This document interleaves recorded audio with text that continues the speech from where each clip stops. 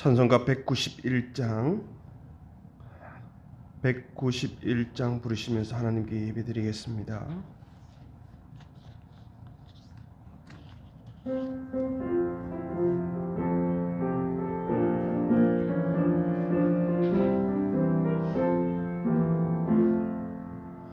내가 매일 기쁘게 순례의 길 행함은 주의 팔이 나를 안보함이요, 내가 주의 큰 복을 받는 참된 비결은 주의 영이 함께함이라. 성령이 계시네, 할렐루야 함께하시네. 좁은 길을 걸으며 밤낮 기뻐하는 것 주의 영이 함께함이라. 전에 죄에 빠져서 평안함이 없을 때 예수 십자가의 공로 힘입어 그 발 아래 엎드려 참된 평화 얻음은 주의 영이 함께함이라. 성령이 계시네, 할렐루야 함께하시네. 좁은 길을 걸으며 밤낮 기뻐하는 것 주의 영이 함께함이라. 나와 동행하시고 모든 염려 아시니 나는 숲의 새와 같이 기쁘다. 내가 기쁜 마음으로 주의 뜻을 행함은 주의 영이 함께함이라. 성령이 계시네, 할렐루야 함께하시네. 좁은 길을 걸으며 밤낮 기뻐하는 것 주의 영이 함께함이라. 세상 모든 욕망과 나의 모든 정욕은 십자가에 이미 못을 박았네. 어두운 밤이 지나고 무거운 짐 벗으니 주의 영이 성령이 계시네, 할렐루야 함께하시네. 좁은 길을 걸으며 밤낮 기뻐하는 것 주의 영이 함께함이라. 아멘. 208장입니다. 208장.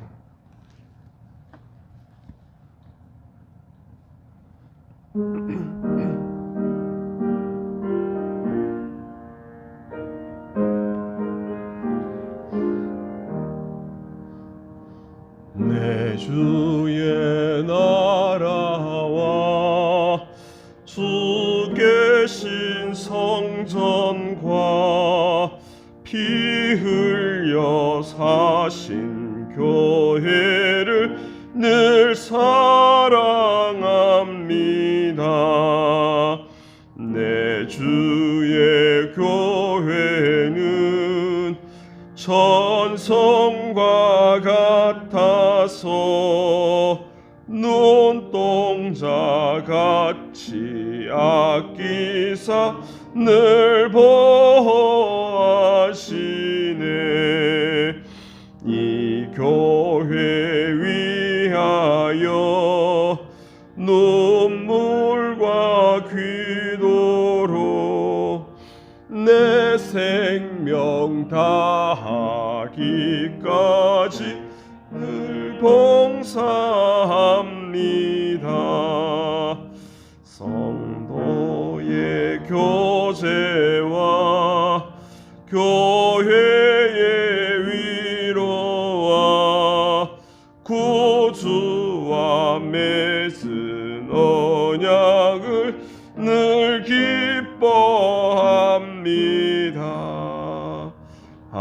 하늘의 영광과 베푸신 은혜가 진리와 함께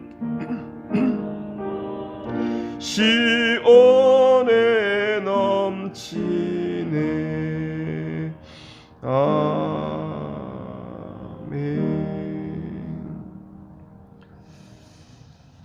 사랑과 은혜가 풍성하신 하나님 아버지, 늘 우리와 함께 하시니 감사합니다.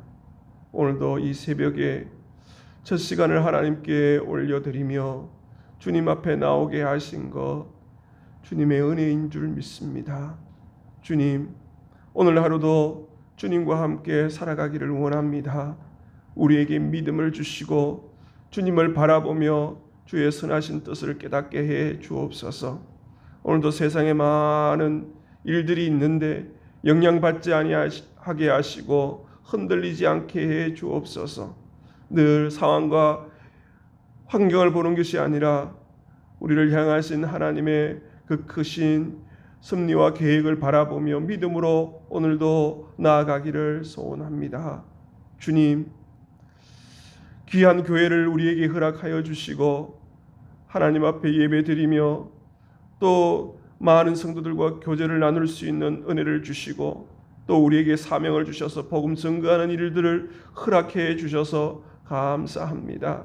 주신 사명 잘 감당할 수 있도록 우리를 붙잡아 주옵시고 주어진 환경 속에서 흔들리지 않고 만나는 사람마다 복음을 전하는 귀한 성도들 될 수 있도록 도와주시옵소서. 오늘도 성령께서 우리 안에 함께하여 주시고 우리의 마음을 다스려 주시고 주의 말씀이 생각나게 해 주시옵소서. 주어진 모든 시간들 위에 주님과 함께 동행할 수 있는 그 귀한 길들이 열려지도록 도와주시옵소서. 늘 부족합니다. 연약합니다. 하지만 오늘도 주님의 옷자락을 붙잡으며 믿음으로 나아갑니다. 주여, 주님이 살아계심을 우리의 삶을 통해서 드러내기를 원하고 우리의 삶을 통하여 주의 영광이 드러내기를 원합니다. 하나님의 나라가 우리를 통하여서 확장되어지는 역사가 있게 해 주시옵소서. 주님, 오늘도 주님의 품에 안겨서 여러 가지의 기도를 아랠 때에 우리의 답답하고 우리의 속상하고 우리의 아픈 모든 것들도 주님께서 어루만져 주시고 우리의 소원을 속히 응답하여 주셔서 우리의 삶 속에 살아계신 주님이 증거되어지도록 역사하여 주시옵소서. 늘 한결같은 은혜와 사랑을 베푸시는 하나님 아버지, 오늘도 눈물로 기도하는 여러 가지 기도의 제목들이 있습니다. 주님 아시지요? 변함없는 하나님의 그 사랑을 경험하기를 원합니다. 주여 함께하여 주시옵소서. 이 나라가 늘 주님께 더 가까이 가기를 원합니다. 주님을 더 잘 믿는 나라가 되기를 소원합니다. 주님, 우리에게 주신 귀한 사명 더욱더 잘 감당하기를 소원합니다. 저 북한 동포들을 기억하여 주시고 은혜를 더하여 주옵시며 속히 하나가 되어서 자유롭게 주님 앞에 나아가 예배드리며 함께 주신 사명 감당할 수 있도록 은혜 내려 주옵소서. 대통령과 위정자들에게 하나님을 두려워한 마음 주시고 이 어려운 시기에 국민들이 하나 되어서 잘 극복할 수 있도록 도와주시옵소서. 수고하는 많은 사람들이 있습니다. 특별히 그 속에 믿음의 사람들을 세우셨는데 그 주신 사명 더 잘 감당할 수 있도록 은혜 내려 주시옵소서. 오늘도 말씀 앞에 씁니다. 주님 깨닫는 은혜를 허락하여 주옵소서. 예수님의 이름으로 기도합니다. 아멘. 오늘 우리에게 주신 하나님의 말씀은 사도행전 13장 44절에서 52절 말씀입니다. 사도행전 13장 44절에서 52절 말씀입니다. 신약성경 210면에 있습니다. 우리 한 목소리를 같이 읽겠습니다. 그 다음 안식일에는 온 시민이 거의 다 하나님의 말씀을 듣고자 하여 모이니 유대인들이 그 무리를 보고 시기가 가득하여 바울이 말한 것을 반박하고 비방하거늘 바울과 바나바가 담대히 말하여 이르되 하나님의 말씀을 마땅히 먼저 너희에게 전할 것이로되 너희가 그것을 버리고 영생 얻기에 합당하지 않은 자로 자처하기로 우리가 이방인으로 향하노라. 주께서 이같이 우리에게 명하시되 내가 너를 이방의 빛으로 삼아 너를 땅 끝까지 구원하게 하리라 하셨느니라 하니 이방인들이 듣고 기뻐하여 하나님의 말씀을 찬송하며 영생을 주시기로 작정된 자는 다 믿더라. 주의 말씀이 그 지방에 두루 퍼지니라. 이에 유대인들이 경건한 귀부인들과 그 신의 유력자들을 선동하여 바울과 바나바를 박해하게 하여 그 지역에서 쫓아내니 두 사람이 그들을 향하여 발에 뒷걸을 틀어버리고 이고니온으로 가거늘 제자들은 기쁨과 성령이 충만하니라. 아멘. 할렐루야. 오늘도 하나님께서 예비하신 은혜와 축복이 우리 가운데 충만하기를 간절히 원합니다. 온라인으로 예배드리신 우리 성도들의 그 예배 자리 위에 성령의 충만함이 넘치기를 원하고 동일한 은혜가 있기를 원합니다.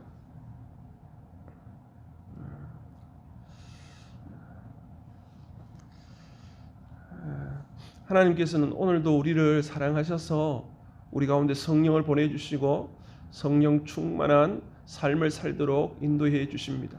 성령 충만한 것은 우리가 사모해야 합니다.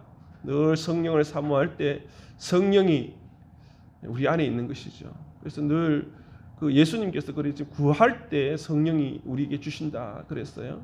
그래서 오늘도 성령 충만한 삶을 통하여서 살아계신 주님을 경험하고 또 함께 하시는 하나님으로 인해서 하나님께 영광 돌리는 우리의 삶이 되기를 간절히 원합니다. 하나님께서 교회를 통하여서 주신 사명들이 있는데 불신자들을 구원하고 영혼을 구원하고 또 주신 그 성도들을 통해서 잘 양육해서 제자로 이렇게 세워나가고 그리스도의 장사한 분량에 이르기까지 믿음의 사람들로 훈련시켜 나가는 것, 또 그 믿음의 한 사람을 통해서 하나님의 나라가 확장되어지고 완성케 하고자 하시는 하나님의 계획이 있으신 것이죠. 오늘 이 바울은 바나바와 함께 비스디아 안디옥에서 이렇게 복음을 전거하고 있습니다. 비스디아 안디옥 그때 당시 10만 명의 시민들이 있었다고 그래요. 지금은 10만 명 그렇게 큰 도시가 아니지만 그때 당시 10만 명은 굉장히 큰 도시라고 합니다. 그 중에 이제 이 바울과 바나바는 늘 그랬던 것 같습니다. 안식일이 되면 늘 유대인의 회당에 가서 복음을 전거하는 것입니다. 그거는 어떻게 보면 과정에 있는 것과 습관처럼 그렇게 예수님께서도 안식일에 늘 회당에 가서 말씀을 전하셨던 것처럼 그렇게 유대인의 회당에 가서 복음을 전했습니다. 복음을 들었던 사람들이 그 말씀이 너무 좋아서 그 다음 안식일에 말씀을 전해달라고 그렇게 얘기합니다. 그런데 그 반응이 두 반응이 있습니다. 교회에서도 마찬가지 이런 반응들이 있습니다. 말씀을 전하면 말씀 듣는 사람의 두 종류가 이렇게 나누어지는 것을 보게 됩니다. 44절에 보니까 그 다음 안식일에는 온 시민이 거의 다 하나님의 말씀을 듣고자 하여 모이니 이렇게 하나님의 말씀을 사모하고 하나님의 말씀을 좋아서 이렇게 나오는 사람들이 있습니다. 이런 사람들을 이제 48절은 이렇게 얘기합니다. 영생을 주시기로 작정된 자라고 얘기하고 있습니다. 또 그 반대로 하나님의 말씀을 들을 때에 45절에 나옵니다. 시기가 가득하고 비방하고 그런 사람들도 있습니다. 바울이 말하는 것에 대해서 반박하고 비방하는 사람들이 있습니다. 50절처럼 이렇게 그런 사람들이 또 선동하여 이런 내용들이 나옵니다. 말씀을 듣고 일부는 어떤 반응이 있느냐 하면 이렇게 말씀에 대해서 반감을 가지는 그런 사람들이 있습니다. 이 사람들을 보고 46절은 뭐라고 얘기하냐면 영생을 얻기에 합당하지 않는 자라고 표현하고 있습니다. 교회에서 참 놀라운 어떤 하나님의 임재와 성령의 감동 감화가 있을 때 사실 참 영생을 주시기로 작정된 자들이 다 구원받는 그런 역사가 일어나야 하는데 늘 영적인 세계인 것을 기억하셔야 됩니다.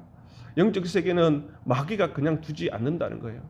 늘 그 틈을 노려서 늘 이렇게 우리를 지옥으로 끌고 가려고 하는, 멸망의 자리로 끌고 가려고 하는 그 마귀의 역사가 있음을 늘 기억하셔야 합니다. 그 비스디아 안디옥에서 복음을 전하니까 그 성령 충만한 바울이 말씀을 전하니까 그 생명의 말씀, 구원의 말씀을 듣는 대다수는 은혜를 받습니다. 대다수는 은혜를 받고 그렇게 되는데 일부만 이렇게 반대하고 또 반박하고 비방하는 모습들을 이렇게 보게 됩니다. 45절에 보니까 유대인들이 그 무리를 보고 시기가 가득하여, 여러분 시기가 가득한 것이 무엇입니까? 이들은 그 회당이 어떻게 보면 삶의 자리고 삶의 터전입니다. 특별히 회당에서 말씀을 증거하는 리더 그룹에 있는 사람들은 이 바울이 복음을 증거할 때 많은 사람들의 반응이 이제 알 수 있는 것이죠.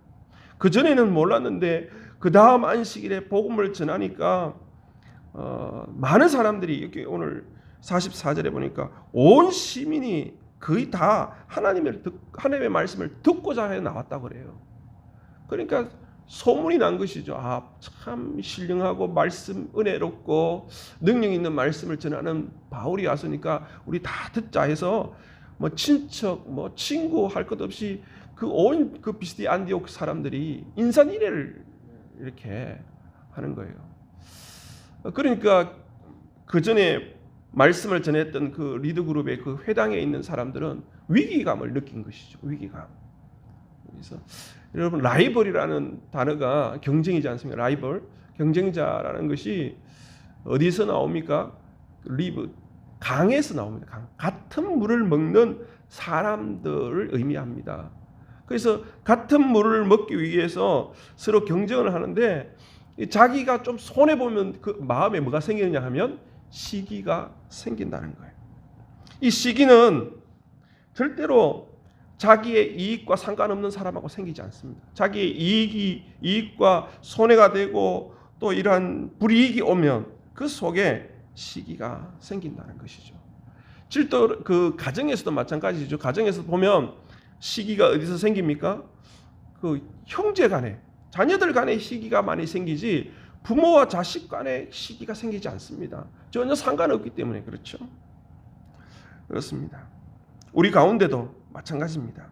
이렇게 시기가 생길 때가 있지요.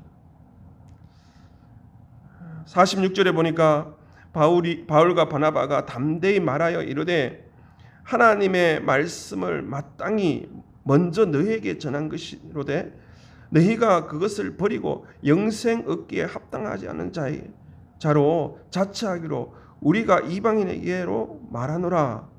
그러니까 먼저 유대인들에게 말씀을 전하는 것이죠. 복음을 전했는데 그것을 버리고 오히려 영생을 얻기에 합당하지 않는 그 모습들을 하는 것 때문에 어떻게 해요? 이방인에게 복음을 전한다. 그렇게 말하고 있습니다. 참 교회가 정말 신령한 분들, 기도하고 말씀을 사모하고 은혜를 사모하고 늘 깨어서 기도하고 성령 충만한 사람들의 모임으로 이렇게 가면 참 좋습니다. 교회가 은혜가 넘치고 평안이 넘칩니다. 기쁨이 넘칩니다. 하나님의 임재가 있습니다. 그런데 한국 교회에 문제가 있는 교회들을 가만히 보면 그 중에 자아가 깨어지지 않고 자기가 여전히 드러내기를 원하고 자기 중심으로 살고자 하는 사람들이 많습니다. 그런 사람들이 교회를 얼마나 힘들게 하는지 모릅니다. 자기 뜻대로 되어야 되고 자기 생각대로 되어야 되고 자기 판단대로 다 되어야 한다고 생각해서 교회를 휘젓고 다닙니다.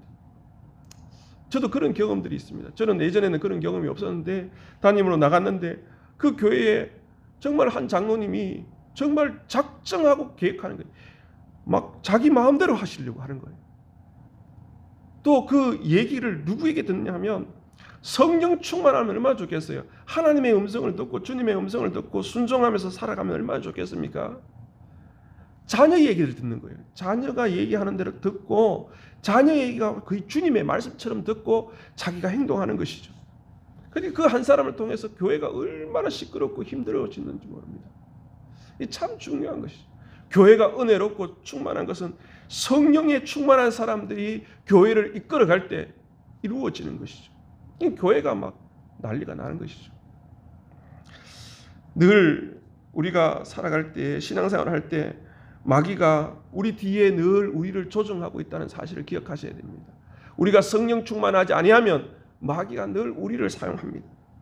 그래서 우리가 늘 성령 충만하기를 사모하기를 간절히 원합니다.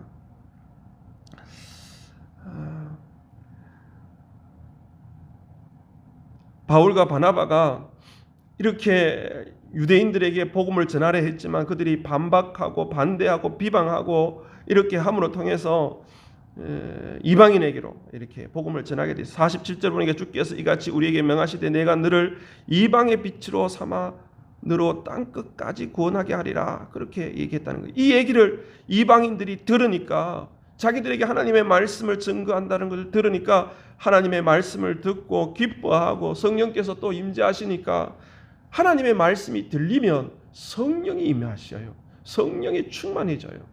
그러니까 찬송이 나오고 그렇게 구원받게 되더라. 믿게 되더라.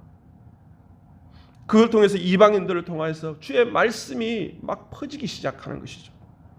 50절에 보니까 이에 유대인들이 경건한 기부인들과 그 신의 유력자들을 선동하여 바울과 바나바를 박해하게 하여 그 지역을 쫓아내니라. 결국 여러분 반박하고 비방하는 그 사람들로 통하여서 자기 뜻을 주장하려고 하는 그런 사람들이잖아요. 그러니까 소수지만 그들이 선동합니다. 선동. 역사를 통해서 선동꾼들이 참 많지 않습니까? 선동가들이 1%의 진실이라 할지라도 99%의 거짓을 통하여서 사람을 선동합니다. 여러분 선동할 때 느낌이 어떻게 되느냐? 내 안에 감정이 일어납니다. 그 선동하는 사람들의 얘기를 들어보면 그 얘기를 듣는 순간 그 해당하는 사람들이 사람으로 인격으로 받아들여지는 게 아니라 짐승처럼, 아니 짐승보다 못한 사람으로, 어떻게 이 세상에 저런 사람이 살 수 있느냐, 그런 감정이 생기는 거예요. 그런 감정이 생기면서 어떻게 미워하기 시작하고 그 사람을 적대시 여기는 거예요. 그래서 2차 대전 때 독일이 어떻게 됩니까? 여러분 그 히틀러의 접근 중에 괴멜스라는 선동가가 있는데 그 사람이 선동을 해서 600만 명의 유대인들을 학살하지 않습니다. 하여튼 그 선동가의 그 선동을 통해서 그렇게 일어나는 거예요. 그래서 우리가 정치를 보든지 정치 안에 늘 선동가가 있거든요. 그래서 늘 그 내용들을 들으면서 이건 누가 기뻐할까? 이거는 이 얘기는 누가 좋아할까를 늘 분별하셔야 돼요.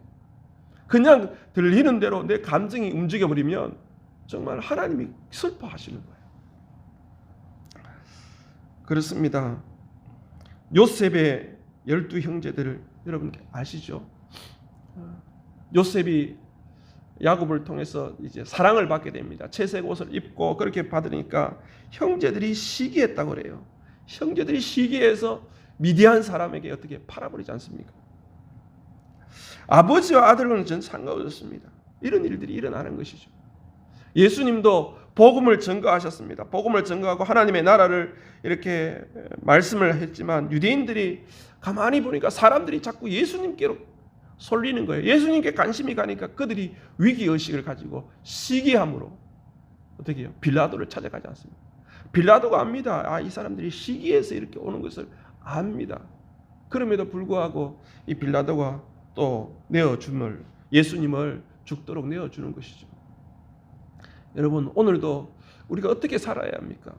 우리는 예수님을 구주로 모신 사람들이지 않습니까? 하나님을 아버지라 부르면서 하나님의 자녀로 살아가지 않습니까?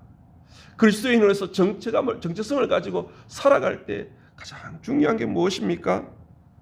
여러분 시기 받을 수도 있습니다. 또 나도 시기할 수 있는 오류를 겪을 수도 있습니다.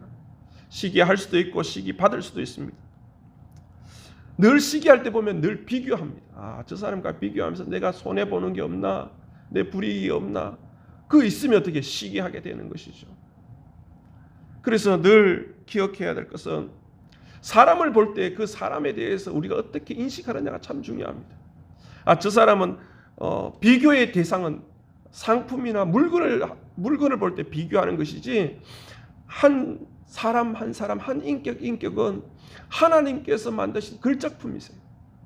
작품이라는 거예요. 하나님의 작품이라는 거예요.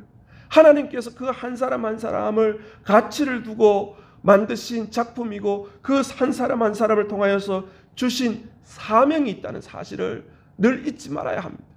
그래서 어떤 일들을 하든지 저 사람에게는 하나님께서 주신 가치가 있지, 그걸 바라봐야지 비교해서 내게 불이익이 온다고 해서 시기하면 그 마음속에 주님이 계시기가 불편한 것이죠. 오히려 마귀가 장난하는데 도구로 불의의 병기로 사용되어질 수밖에 없는 것이죠. 우리 자녀들 볼 때도 마찬가지입니다. 우리 자녀들 볼 때에도 제가 뭘 저렇게 먹고 살겠나, 저 앞날 어떻게 되겠나 걱정할 필요 없습니다. 하나님께서 만드셨다면 하나님께서 책임져 주시는 거예요. 하나님께서 만드신 글작품이라고 내가 믿을 때 그 아이가 그렇게 살아가는 것이죠. 우리가 늘 그렇게 생각해야 합니다. 오늘도 우리는 주님의 글작품입니다. 그렇기 때문에 주님께서 우리를 가치 있게 만드시고 존귀하고 보배롭고 사랑스럽게 우리를 여기시는 거예요. 할렐루야. 저는 그렇게 믿습니다. 오늘도 내 모습 이대로 주님 앞에 나아가면 주님은 우리를 늘 귀하게 여기시는 거예요. 주님이 귀하게 여기시기 때문에, 주님이 우리를 보배롭고 사랑스럽게 여기시기 때문에 우리는 주눅들거나 위축될 필요도 없고 우리에게 주어진 모든 삶 속에 우리에게 주신 사명 감당하며 나아가면 되는 것입니다. 시기를 받더라도 흔들리지 마십시오. 주님께서 우리의 모든 삶을 책임져 주십니다. 우리가 시기하지 아니하는 존재로 살아가기를 간절히 원합니다. 예수님께서도 이렇게 어려움을 당하고 핍박하고 또 말씀을 받아들이지 아니하는 성들에 대해서는 뭐라 그럽니까? 누가복음 9장에 보면 누구든지 너희를 영접하지 아니하거든 그 성을 떠날 때에 너희의 발에서 먼지를 틀어버려 그들에게 증거를 삼으라고. 이 바울과 바나바는 똑같이 그렇게 행합니다. 여러분 51절에 보니까 두 사람이 그들을 향하여 발에 티끌을 떨어버리고 이고니온으로 가거늘 제자들은 기쁨과 성령이 충만하더라 하니라. 이 행동이 괜히 감정이 상해서 하는 게 아닙니다. 말씀 그대로 주님께서 주신 말씀 그대로 실천하는 것이죠. 여러분 우리 삶 속에 이런 일들이 있지 않습니까? 복음을 전했지만 자기가 사는 사람들은요, 자아가 살아있는 사람들은요 절대로 하나님의 말씀이 들리지 않습니다. 하나님의 말씀이 안 들리면 성령 충만하지 못합니다. 그러다 보면 자기를 드러내려고 하고 혈기 부리고 자기 감정대로 하고 시기하고 질투하고 핍박하고 결국은 이렇게 쫓아내는, 박해해서 복음의 사도들을 쫓아내는 일들을 하게 됩니다. 그럴 때 말씀대로 먼지를 털어야 됩니다. 여러분 먼지를 턴다는 게 무엇입니까? 그냥 막 기분 나쁘다고 이렇게 표현한다는 게 아닙니다. 정말 이 먼지를 턴다는 것은 그 사람과의 관계를 정리하는 것입니다. 이제 당신하고 이 사명을 정리하는 것이고 또 어떻게 보면 그 사람이 주는 혜택들을 딱 단절시켜 버리는 것입니다. 이제는 주님만 바라보고 나아가는 것입니다. 그 사람들이 도왔던 것들이 있다면 딱 정리해 버리는 것입니다. 오늘도 우리가 복음을 증거하는 사명을 가지고 있습니다. 어디에 있든지 우리의 입술로 통해서 우리의 삶을 통해서 주의 말씀이 두루 퍼져지는 그러한 역사가 우리를 통해서 일어나기를 주의 이름으로 축원합니다. 우리를 통해서 주의 말씀이 증거되어지고 하나님의 나라가 확장되어지고 또 그렇게 할 때 우리에게 주신 사명을 감당할 때 우리 속에 기쁨과 성령이 충만한 역사가 우리 가운데 일어날 줄 믿습니다. 오늘 하루도 성령을 의지하고 성령을 사모하면서 성령 충만한 오늘 하루가 되기를 원하고 믿음으로 승리하는 귀한 하루가 되기를 주님의 이름으로 축원합니다. 기도하겠습니다.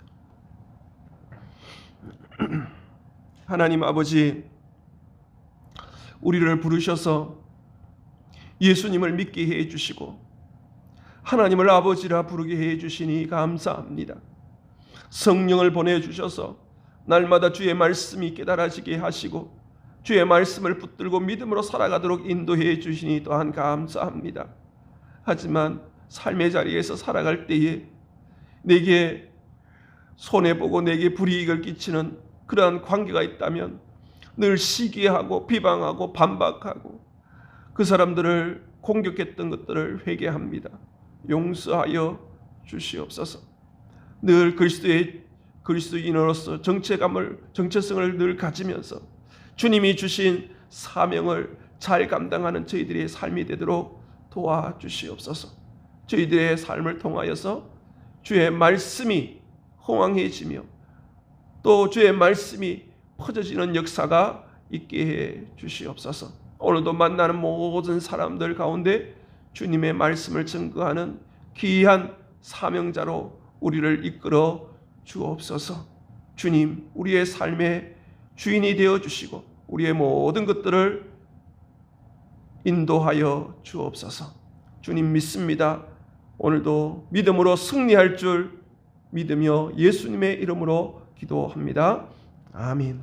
하늘에 계신 우리 아버지 이름을 거룩하게 하심, 아버지의 나라가 오게 하심, 아버지의 뜻이 하늘에서와 같이 땅에서도 이루어지게 하소서. 오늘 우리에게 일용할 양식을 주시고 우리가 우리에게 잘못한 사람을 용서하여 준 것까지 우리 죄를 용서하여 주시고 우리를 시험에 빠지지 않게 하시고 악에서 구하소서. 나라와 권능과 영광이 영원히 아버지의 것입니다. 아멘.